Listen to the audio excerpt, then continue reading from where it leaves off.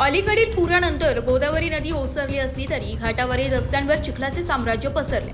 या चिखलामुळे वाहन चालकांना मोठ्या अडचणींना सामोरे जावे लागत असून अनेक ठिकाणी अपघातांच्या घटना हे घडत आहेत। त्या पार्श्वभूमीवर टायगर ग्रुपचे नाशिकचे भावेश पाटील यांनी नाशिक महानगरपालिकेला तातडीने चिखल साफसफाईची मागणी केली आहे। महापालिकेने त्वरित उपाययोजना न केल्यास निष्पाप नागरिकांचे प्राण धोक्यात येऊ शकतात असे पाटील यांनी स्पष्ट केले।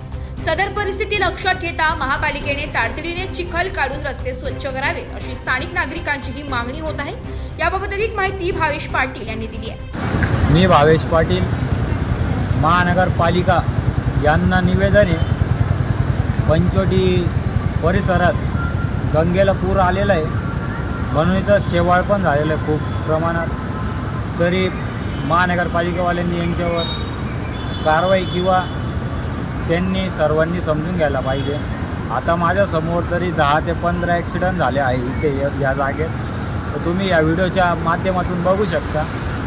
आणि तरी पण अजून परत मला महानगरपालिकेला कडकडीची विनंती आहे, कृपया करून तुम्ही लवकरात लवकर इकडे लक्ष द्या, लोकांचा जीव वाचवा ही माझी नम्र विनंती। मी तुमचा लाडका भावेश पाटील, तरी या तुम्ही सर्व बघू शकता।